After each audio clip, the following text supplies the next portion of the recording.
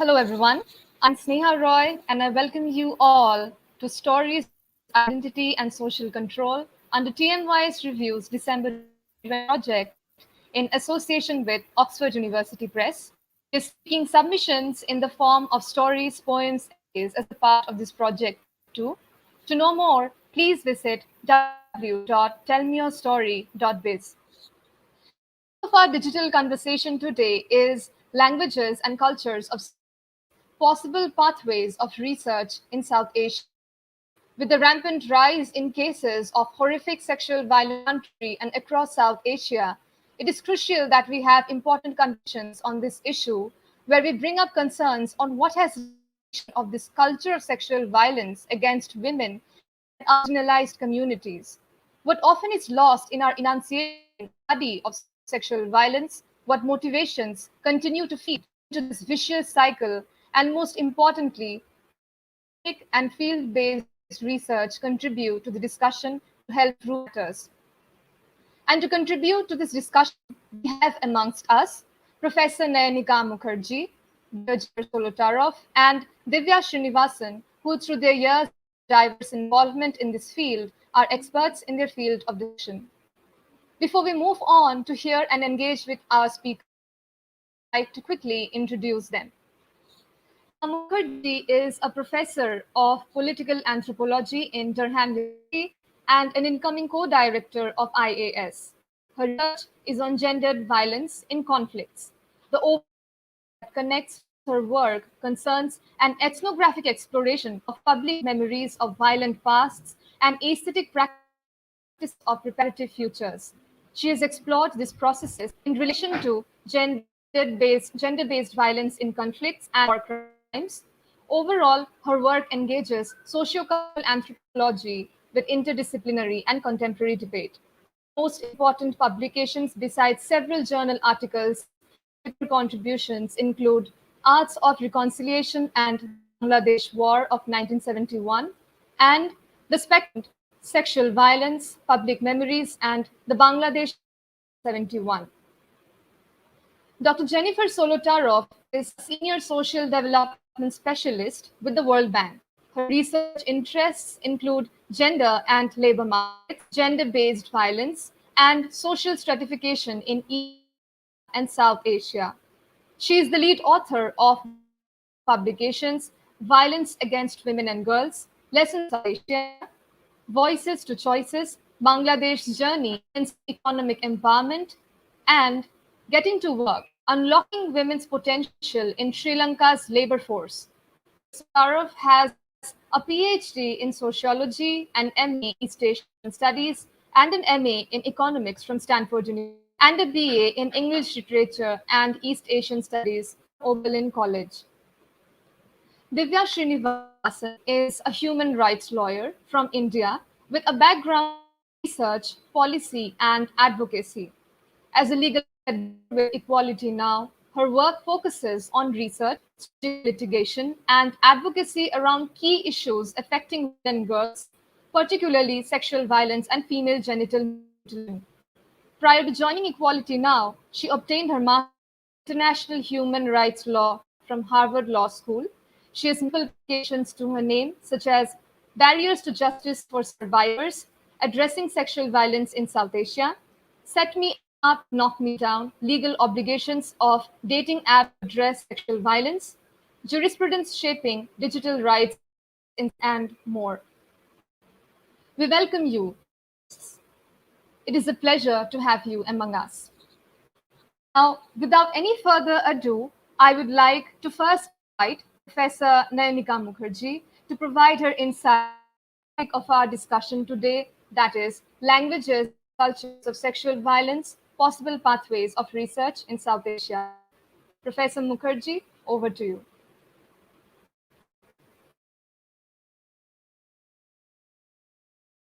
Ma'am, could you please unmute yourself?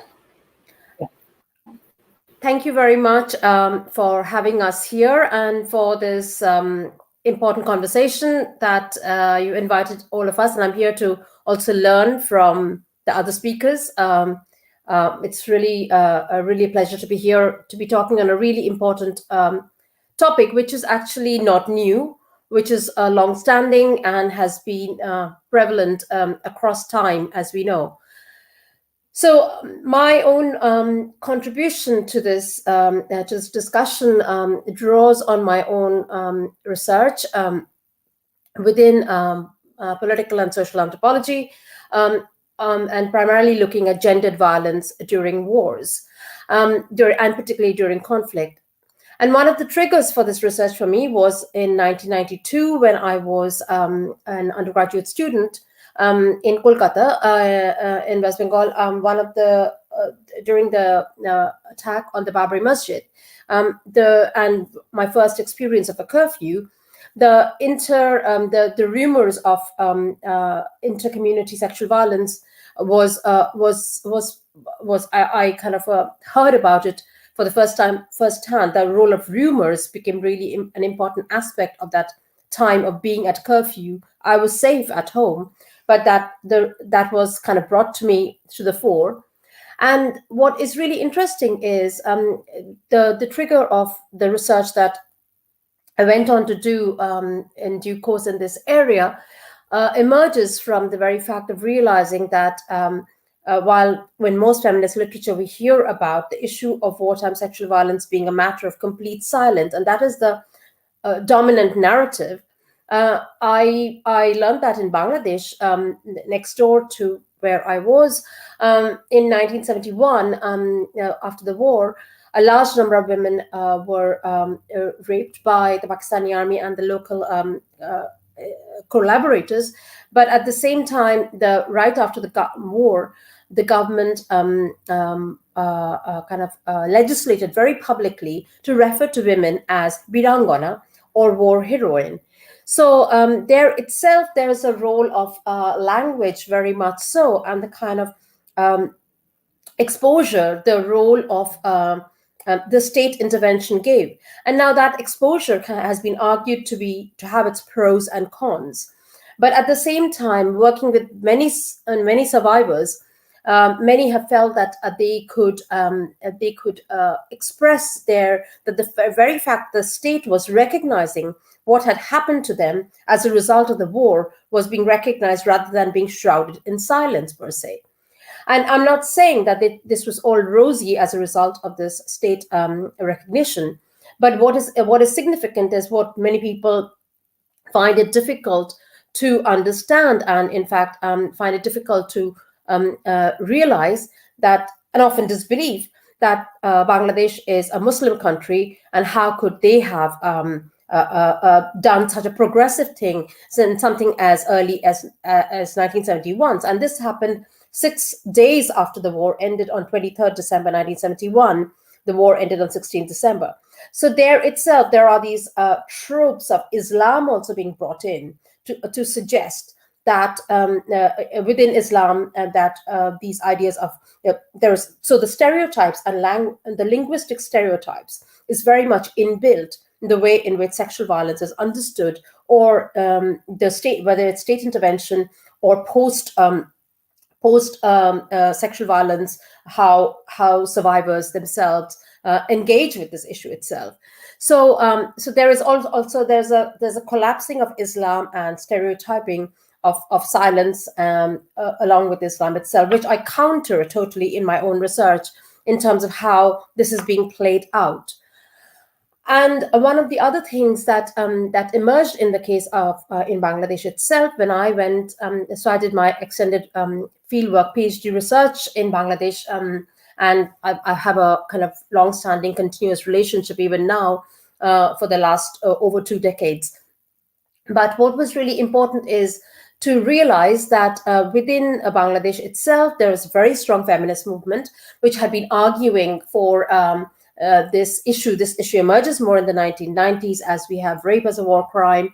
So these international issues come to the fore in the 1990s at the very time when Bosnia was being focused on within Europe, whereas Rwanda was left to its own mercy, because as people felt that how could you have sexual violence against in Europe after we have said never again. So there's a racialized element also brought in the very understanding of sexual violence, where it cannot happen and where it's seen as natural. So you see the very role of stereotyping kind of is gendered, it's racialized, it's also is seen through the tropes of religion.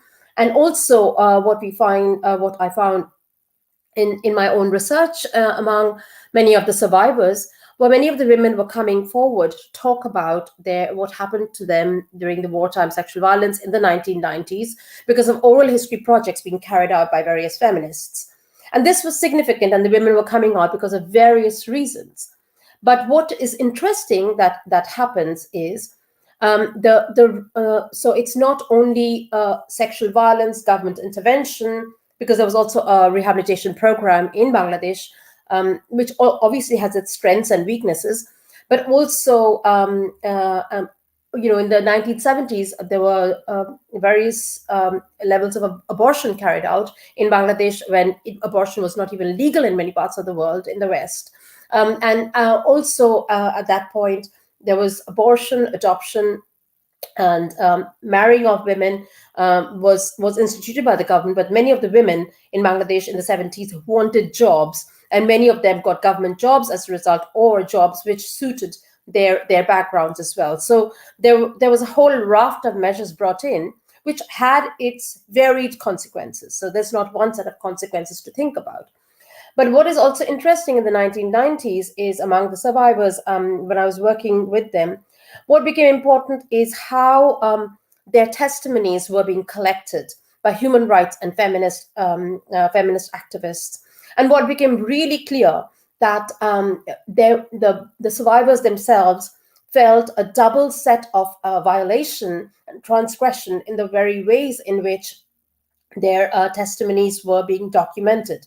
And this reminded me very vividly of a film that I'd seen in the 1980s growing up in India, the film called Kamla, where Mark Zubair is this journalist who is seeking to get photographs of the very fact of the sale of what was seen as Adivasi women, and to present the authentic phenomena of the sale of Adivasi women.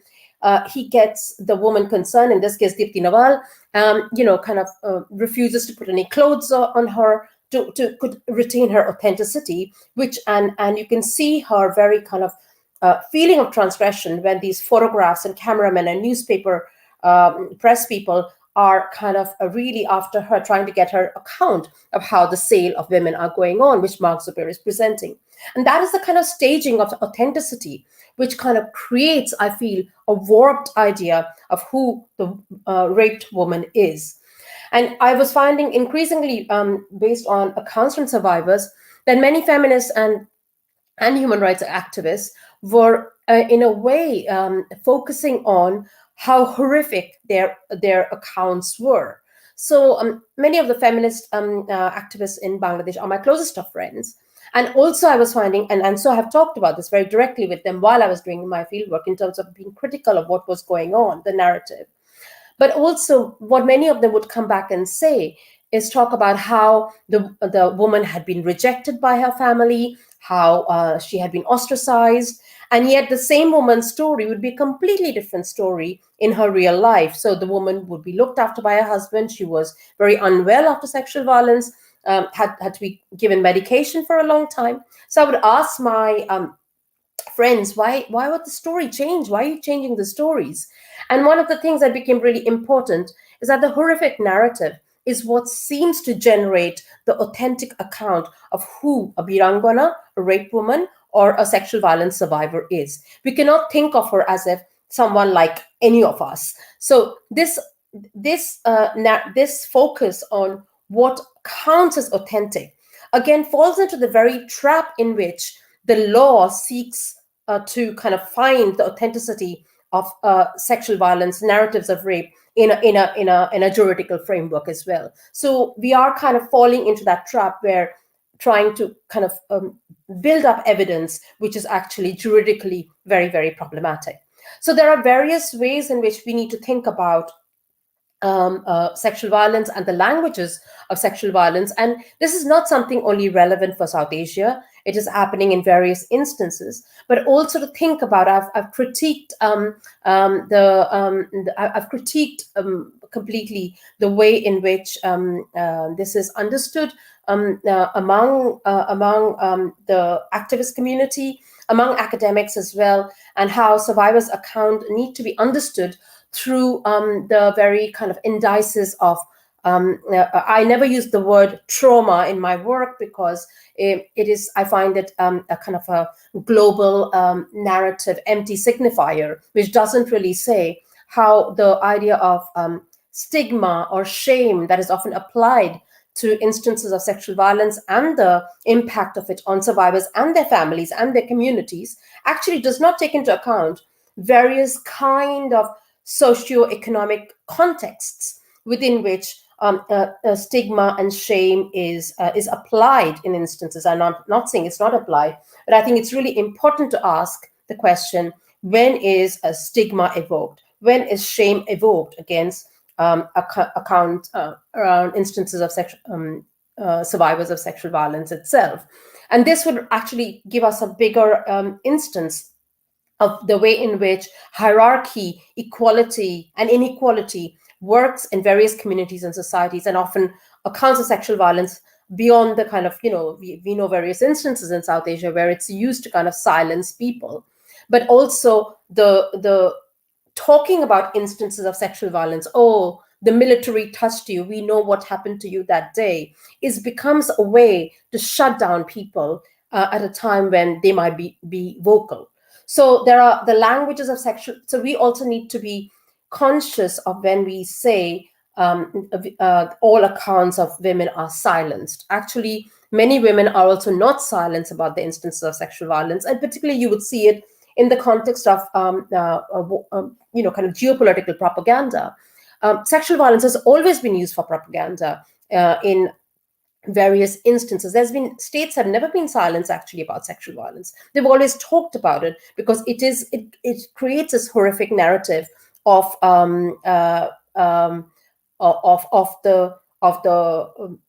enemy, and it does some work itself. So we need to kind of interrogate also the languages we ourselves engage in and use and might fall into a trap with, precisely then kind of going against the principles we want to fight for in ensuring women are not stigmatized in a certain way if they are not the perfect good woman itself. So I'm going to stop there because I think I went through a whole set of issues in taking up my 10 minutes, and I'll be happy to take questions thereafter. Thank you, ma'am. Thank you for those extremely salient points, which are very crucial to the discussion we are having today. And we're ending the question answer segment towards the end, but I think it's important that we have all these opinions coming in from all of our speakers, which help us have a more overall idea of things.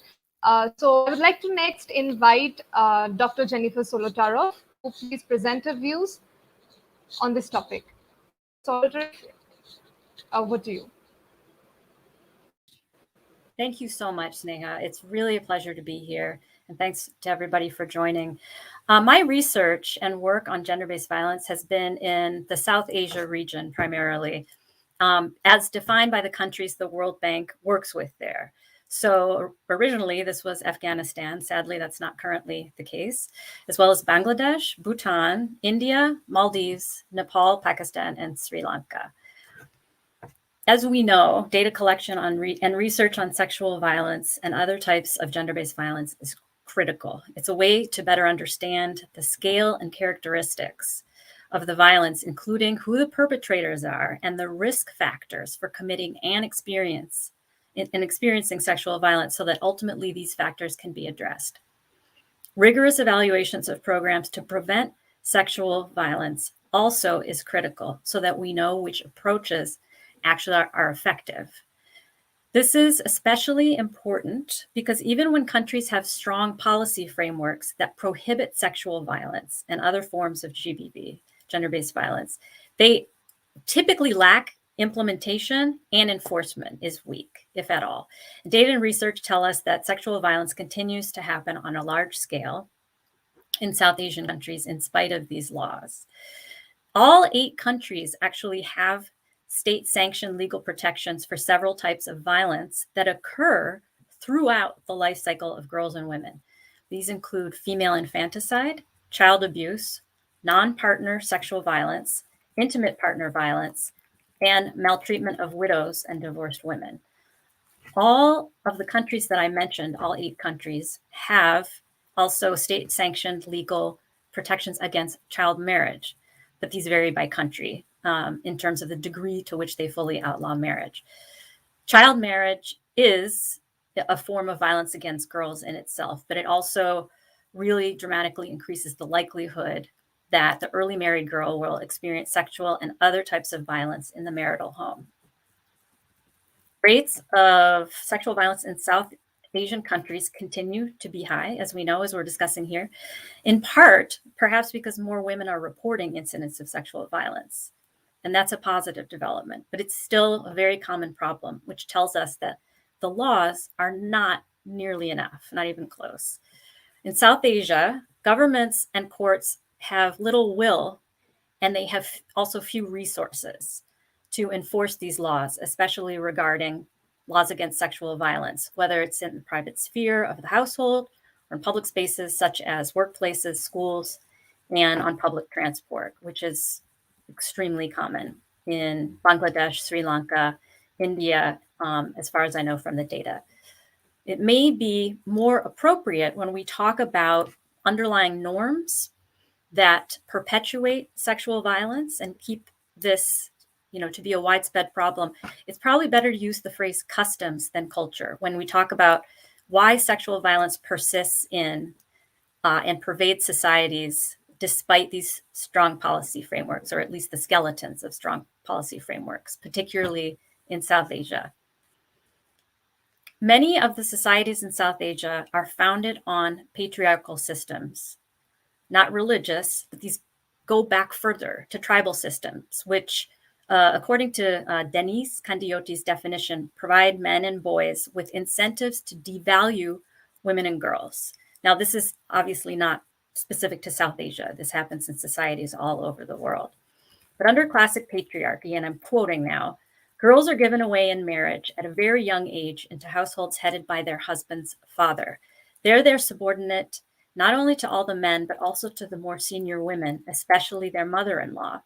The extent to which this represents a total break with their own kin group varies in relation to the degree of endogamy in marriage practices and different conceptions of honor. So classic patriarchy gives rise to a system in which men not only possess and expect superiority to women in most aspects of life, but they also maintain control over women across the life cycle, including over their sexuality. Women are first subordinate to men as daughters, and later, after marrying, they're subordinate as wives or daughters-in-law. Some argue this subordination enables the perception that women and girls are commodities that can be sold, bought, or exchanged by men, and are thus completely deprived of the dignity and the rights enjoyed by men. Patriarchal systems provide men and boys with incentives to devalue women and girls.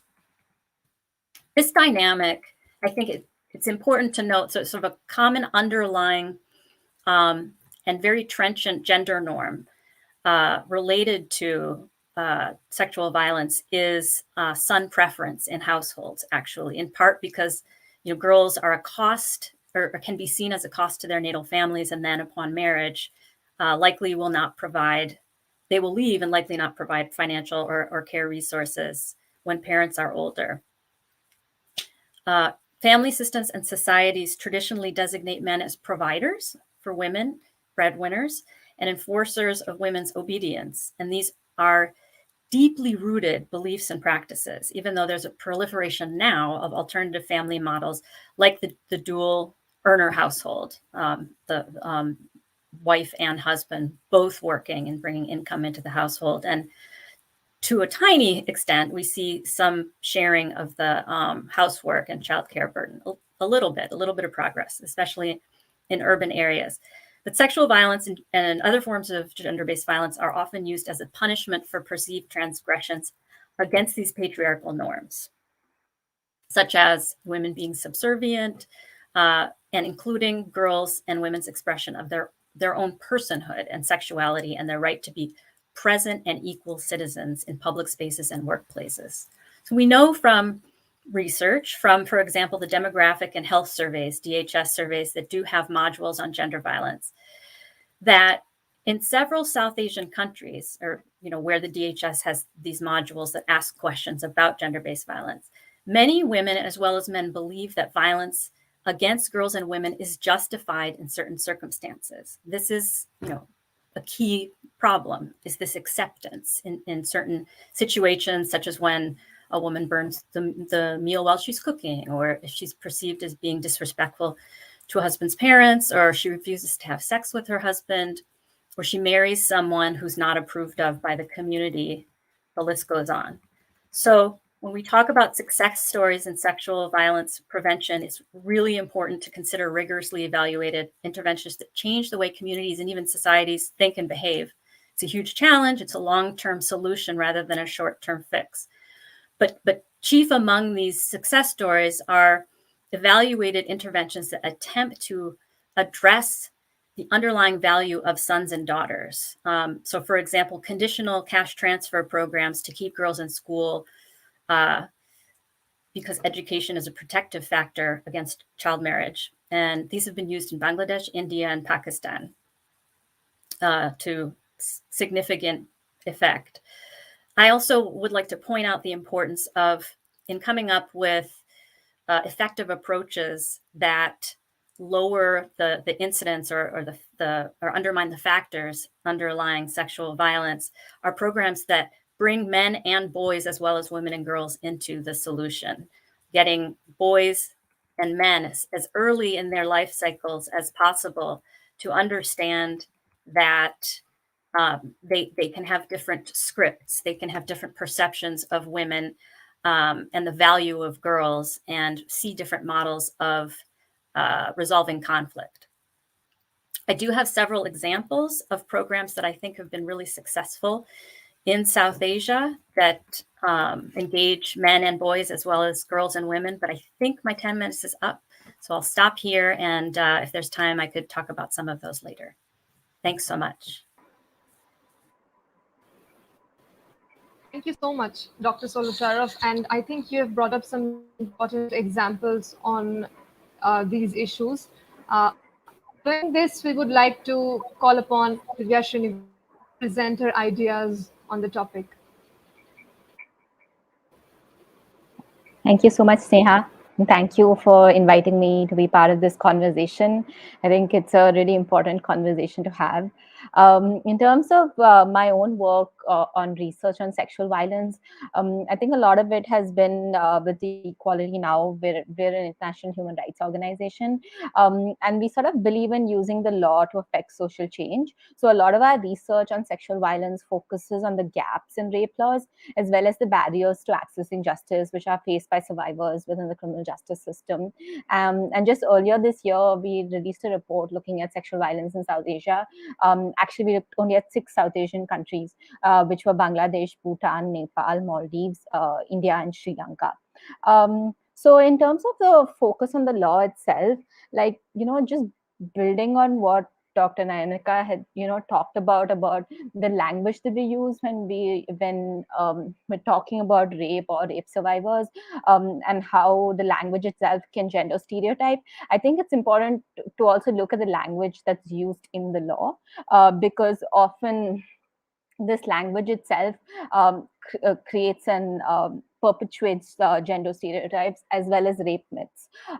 So I think maybe the first example I would like to bring up is that the laws in all the sort of 6 South Asian countries we looked at have consent-based definitions of rape.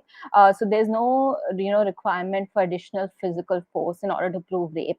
But if you look at Nepali law, for example, the English version of the law defines rape as sex without consent. But the way that the word rape is described in the Nepali version of the law essentially means rape by force. So even though force is not a legal requirement, just the terms that are being used in the law are sort of perpetuating this view of rape that physical force and physical violence have to be used in order for you to show that the sexual violence was non-consensual. So like looking at this in both, the original language or local language of law as well as the English version, I would think is really important. And then the other ways in which we sort of like see gender stereotyping in various laws in South Asia. For example, the law in Bangladesh, like the specific law which deals with sexual offenses against women and children, has a specific provision which is relating to false accusations of sexual violence, and imposes a punishment for that. Where again, just by the law, we're perpetuating this myth that women and girls are lying about rape. And we can see this, I think, in different ways in different contexts. For example, in the Maldives, while there's no specific offense for false accusations, there's a provision in the Sexual Offences Act which says that a judge can dismiss a sexual violence charge if they believe that on a balance of probabilities that they think that the rape has not occurred. Now, I mean, there's absolutely no requirement for this provision, firstly, because, I mean, there's already a separate burden of proof under the law, which requires you to prove a case beyond a reasonable doubt. So having this provision only in the Sexual Offences Act, I mean, it clearly shows that lawmakers are again coming from the view that, many of these cases might be false accusations, and therefore they're giving us specific provisions for judges to use if they want to close a rape case on this basis. And similarly, I think one of the major problems we've seen in terms of the laws in South Asia is that of the 6 countries we studied, 5 of them, except India, specifically allow sort of the introduction of evidence on the past sexual history of the survivor. And if you look at the language used in Bangladesh and Sri Lanka, it's, again, it's specific to rape provisions, and it says that evidence on the immoral character of the prosecutrix can be introduced in court. I mean, and we know from experience and from speaking to survivors and lawyers is that defense lawyers, really use these provisions to attack the survivor when she's presenting her evidence in court, so that sort of the entire narrative is turned around. So the focus is not on the accused and his actions, but rather the survivor is the one who's on trial, and having to prove that she's a worthy enough woman to be able to bring forward a rape charge. So I think we really need to the sort of the language in the law also sets the tone for the kind of culture that we have in our justice systems and in our wider society. So I think this is one area which definitely needs to be addressed, even while we're looking at other issues in the law itself. So I guess another thing that I wanted to point out, like in terms of the implementation gaps and the barriers to accessing justice which survivors are facing, like I think as a region, we've come a long way in terms of talking on sexual violence, even in the past 10 years. Like almost every South Asian country has seen like major widespread public protests, which are centered around rape cases. Whether it's India, Nepal, Bangladesh, like we've all, seen these protests. And in some cases, they've had like very concrete outcomes coming out of the protests. Like, after the 2012 Delhi gang rape in India, we had like widespread changes in the laws on sexual violence, which were obviously, much needed changes to the law which were required. And it kind of shows us that, there's no longer sort of a silence around this issue.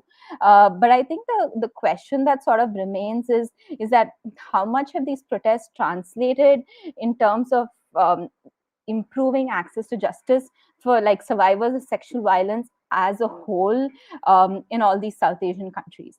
And I think that's one of the things we try to highlight through our research in terms of the systemic issues which survivors are facing. If you just look at the conviction rates, particularly for Sri Lanka and Bangladesh, for cases of sexual violence. In Bangladesh, it's 3%, and in Sri Lanka, it's 3.8%. So this practically means that there's impunity for sexual violence, right? Because, I mean, hardly anybody is being convicted of rape. And I mean, this is just the cases that were reported, and then the trial has been completed. And this kind of shows the extent of systemic change that we still need in order to really address sexual violence. Um, and sort of linked to that point, I think is also to see that the kind of policy interventions that we have made, whether it's based on the protests or for, any other reason, is to see how well they're actually working. Like, for example, major sort of policy change that we've seen in a lot of South Asian countries, including India and Bangladesh, is sort of these, setting up these special tribunals of fast track courts for dealing with cases of sexual violence. I mean, the common refrain, which most people know, is that, the complaint of really long delays in sexual violence cases, which I think obviously is a very legitimate complaint, because, for example, one of the studies we relied on in our research looked at cases in Sri Lanka at a particular high court, and they found that the of the cases they studied, the minimum amount of time it took to obtain a judgment was 5 years, and the maximum was 19 years. So, I mean, it shows that justice is being delayed to a point where it's practically inaccessible. So, obviously, these tribunals and fast track courts were brought in to deal with that problem. But then, if you look at Bangladesh's example, after they passed the special law on like oppression of women and children on sexual offenses, they've set up tribunals under that law to deal with cases of sexual offenses. But a Supreme Court, and they imposed a time limit under the law saying that the trial has to be completed within 180 days. But a Supreme Court study which recently looked at cases pending before that tribunal found that over 38,000 cases have been pending for more than 5 years. And if you even compare that to an average time for a trial under the normal criminal process in Bangladesh, that's 3 to 7 years. So clearly, the tribunals are definitely not addressing the problem. I mean, maybe they've been making it worse in some cases if the time is longer than a normal criminal process would take. So I think this kind of research sort of helps us analyze the kind of impact that policy interventions have. It helps us question like why these aren't working the way that we thought they would, and sort of give recommendations in terms of what needs to change for the future. um, so just like moving on, I think a little bit from the substantive content of the research itself in terms of the laws and the access to justice. I think since the topic of the webinar is kind of looking at possible pathways for research, I thought I'd share like a couple of ways that we approach research that has worked for us in the past. I mean, obviously, also we're not a research organization, so most of the research that we produce is for the purpose of activism and for policy and advocacy actions. And we really want to make sure that our interventions are sort of evidence driven and survivor centered. So I think a couple of points. Firstly, is that I think we've found that sort of doing comparative research at the regional level also helps us to provide best practices examples to governments who are yet to change their laws on sexual violence to help push them for reform. For example, in a recent meeting, like with the Gender and Human Rights Committee of the Maldives Parliament, we were able to sort of highlight how the evidence burden for proving rape in the Maldives. So the Maldives law requires that survivors have to give 5 types of evidence in order to prove a rape case. So we were, able to demonstrate to them that this is, rather behind the jurisprudence from across the other South Asian countries, which have, moved far beyond that and now relying even on the sole testimony of the survivor. Or similarly, like the problem of compromises or extra legal settlements in rape cases is actually something that's a big problem in a number of South Asian countries, including India. And Nepal, in December last year, actually passed an ordinance which imposes like a term of imprisonment for people who force survivors into compromises.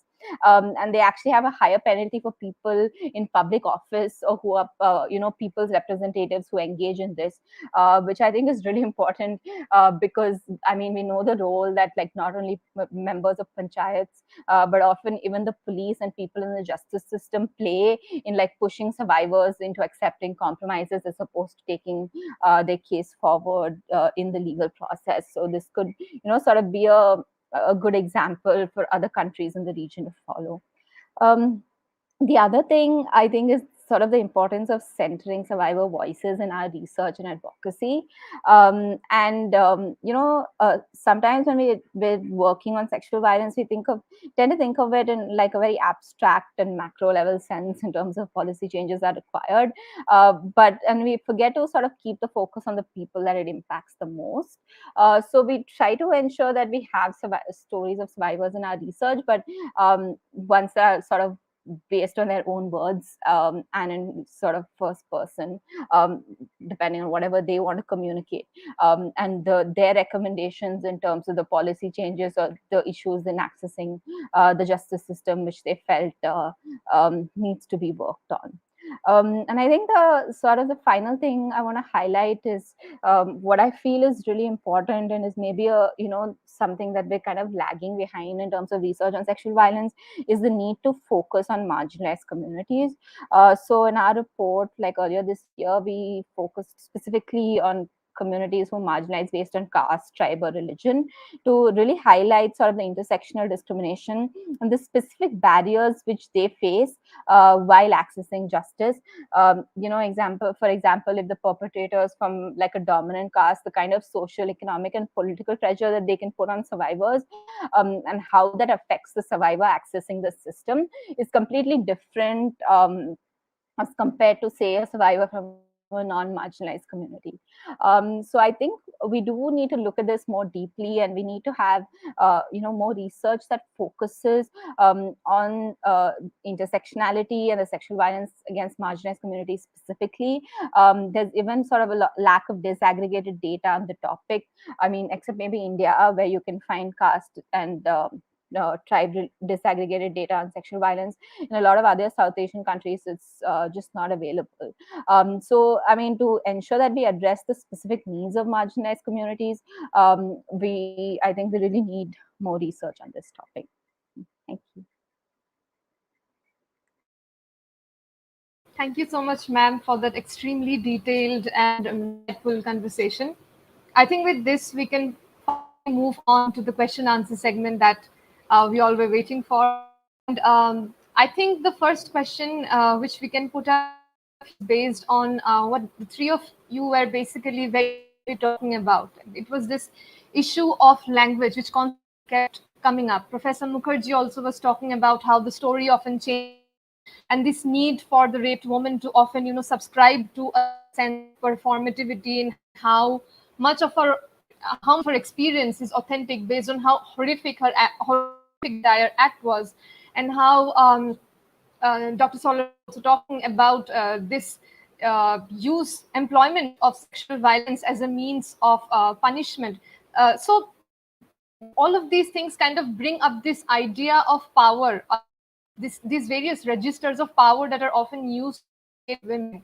So I was thinking of this idea. If any of you would like to comment on, what do you think is the role of methodology in our research in kind of interrogating these registers of power, which often end up, playing a huge role in sexual violence, and acts of social sexual violence are being constructed, and how narratives around sexual violence and then disseminated in society.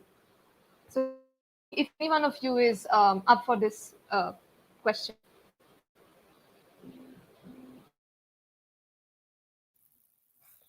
I can Yes. talk briefly because I think I talked longer than the others. Sorry about that. I also want to pick up, in a way, in answering, I want to pick up on actually where Divya left, on intersectionality and actually the role of demasculinization, which might also tie up with what Jennifer was suggesting. And actually, in various instances of one of the instances that is not talked about very easily is actually sexual violence of men. Nation states are are much easier. They at the national level can talk about rape of women, but not about the rape of men that easily, because there is a kind of whole process of virility, and nationalism is linked to this whole idea of masculinized language, and somehow the rape of men seems to take away that narrative of that, and I've written about that in my own work. And this actually translates into how working among husbands and community members of survivors, the way in which dark humor plays a role among survivors of sexual violence with their husbands itself, and the way in which the demasculinization can lead to domestic violence, right? So it's the very fact that sometimes men feel that they were not able to protect, they are mocked by their communities for what has happened to their wives. And so there's a whole kind of idiom of inequality brought in, but as a result, which they can take it out on their wives. But also, I think power plays in very complex ways. And there I would try to, in a way, in terms of ethnographic accounts, in the lived accounts, I would in a way differ from the way Jennifer is talking about South Asia. And that is a case at various levels, but it also plays out in much more nuanced and much more toxic ways, actually, in the ways in which women can also, like the role of mother-in-laws, like the role of other women communities. It's this that solidarity is often a kind of the blemishing of the woman is often part of that patriarchal negotiation that women themselves seem to side up to men to be able to bring down another woman.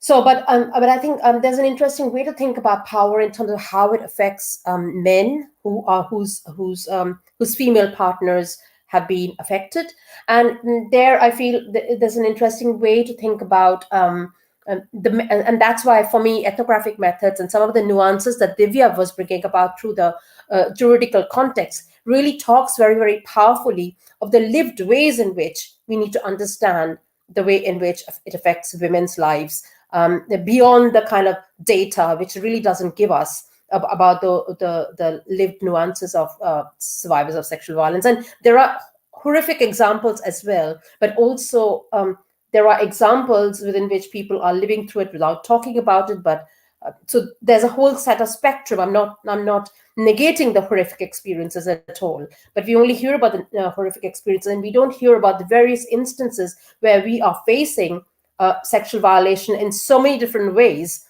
and we don't talk about it but deal with it in an interpersonal level. And I think those are really important instances to also cite without negating the horrific ones that get the media attention and the headlines. Thank you, Professor. I think this kind of leads us to another important issue, that is, what do you think are some of the other areas which are not directly into sexual violence, but on whose research, like on where we could find, on whose further research we could lead, it would lead us to insights on these patterns and causes of sexual violence in Asia, which are not often given the kind of that they deserve, like such areas which are not directly in relation to sexual violence, but you think could lead to possible insight on these patterns and trends of sexual violence in the region. If any one of you would like to talk about. Sure, I have just a couple of things to say about that.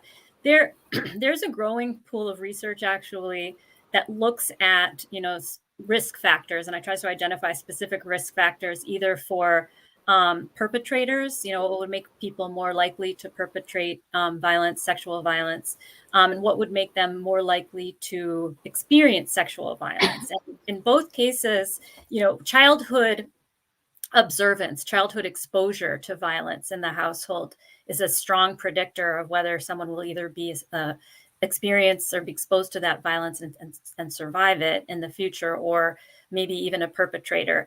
The other things like alcohol and drug use are risk factors and increase the likelihood of violence or sexual violence. But even you have really broad-reaching fundamental factors like poverty. And instability. Dr. Mookherjee's been talking about, the conflict-affected contexts.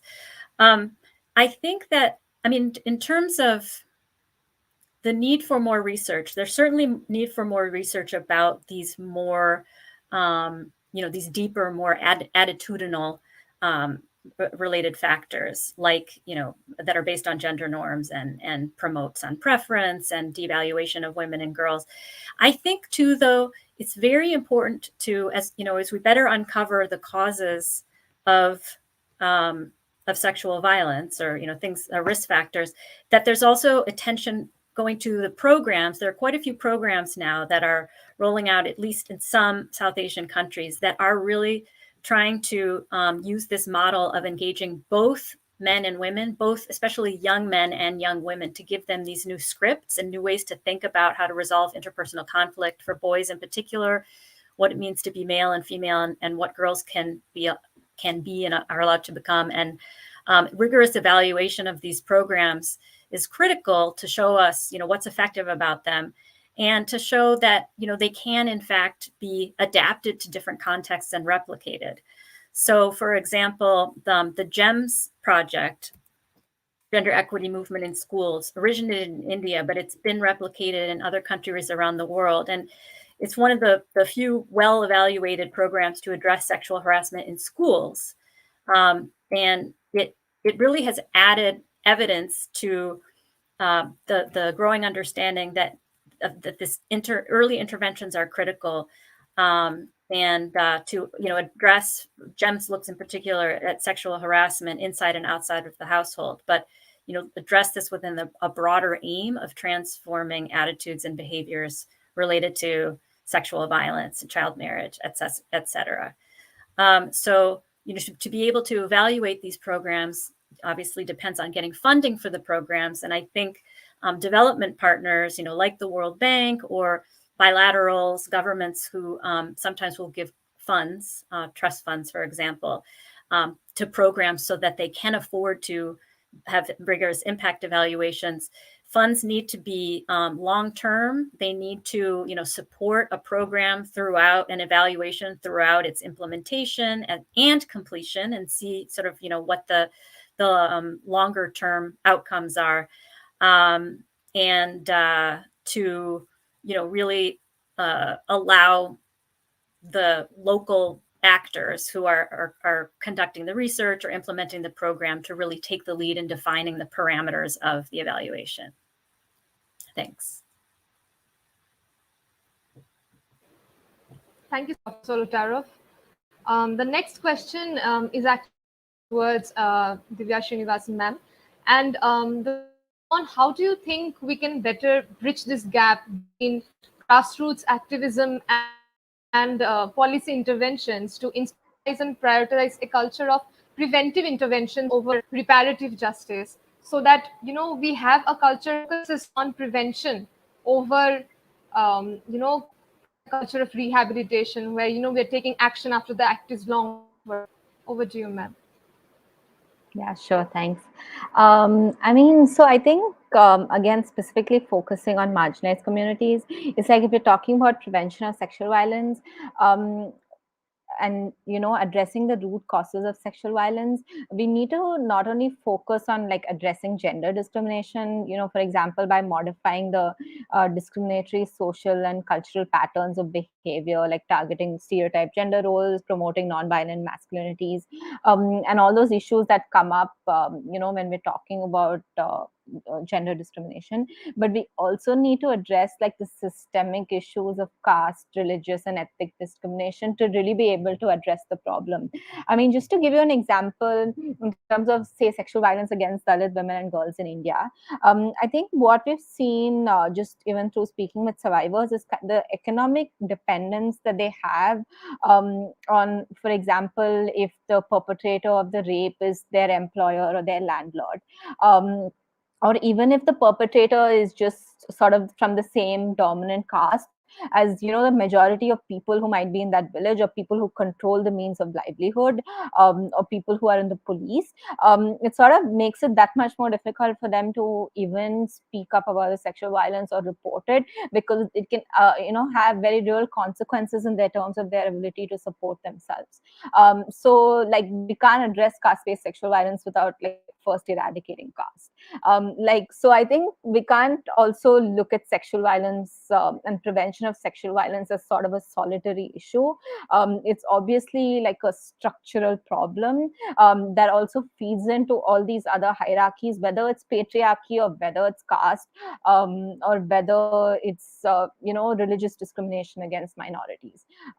So I think, yeah, we need to address, like, holistically address all these things to sort of move forward on this. Thank you so much, ma'am. I think we have one last question, which I would like all of you to try to give your insights on. And the question is a little personal, but it would be really great to know on, what kind of lives you have led as researchers. That is, as women work and research extensively on these various facets and aspects of sexual violence, what have been the many individual and systemic challenges you have faced as women researchers undertaking work sexual violence and assault, and we are all aware that it can be very traumatic and triggering to even listen to some sounds. So how has working in this field kind of shaped your experience and your perspective and attitude life in general?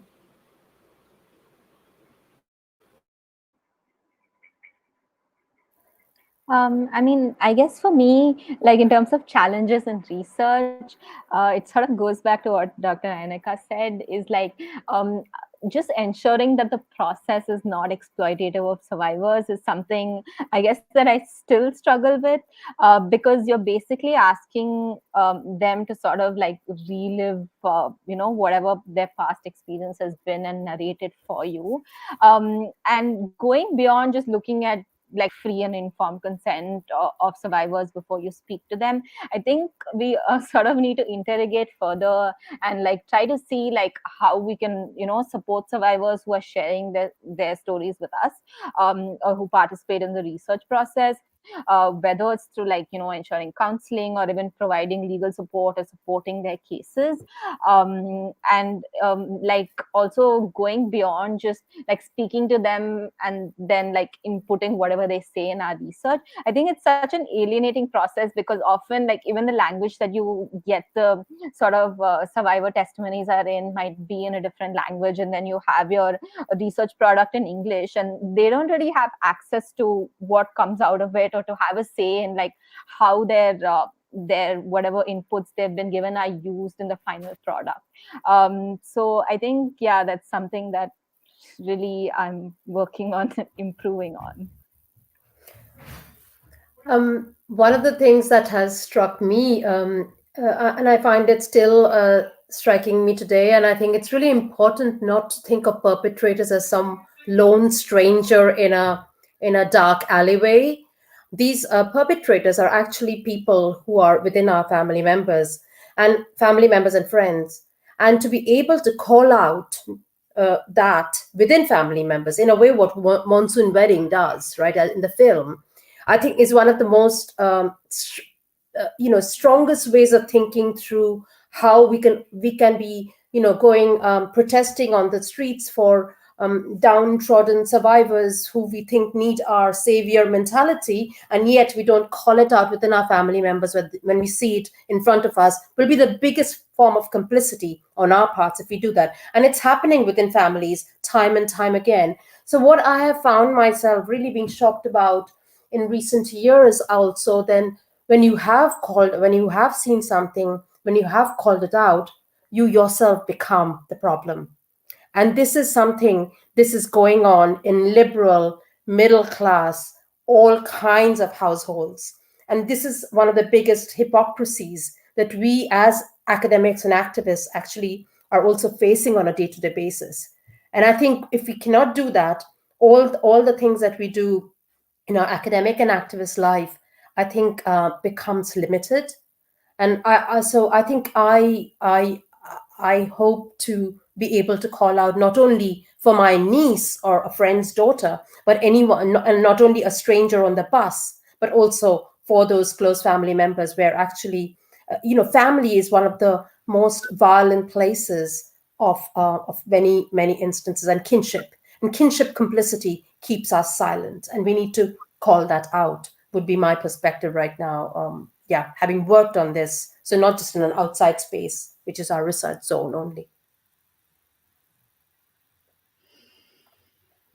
I'll just jump in for a minute. One of the things that I've sort of come up against in doing research, and especially working with people who design and enumerate surveys to try to ascertain, rates of domestic violence or sexual violence in household surveys, is it's obviously an incredibly sensitive question, and they're new sort of, or they're testing new approaches or new types of questions to get at this information. So first of all, of course, just as Dr. Mookherjee is saying, it's very difficult for people even to talk about this within their families. So let's say you have a woman who's being interviewed. She'd need to be interviewed by herself, without a family member in the room, especially a male family member, and by a female enumerator. But I think, some of these questions that are being tested don't ask directly about whether the person who's responding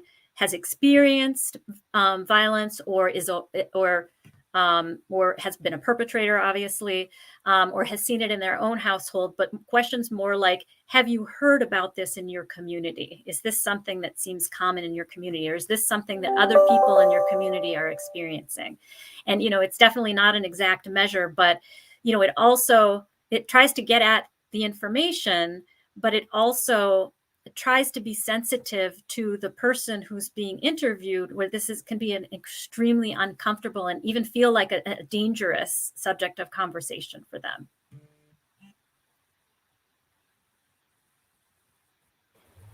Thank you so much, Solotaroff, and thank you so much, Professor Mookherjee and Divya Srinivasan, ma'am.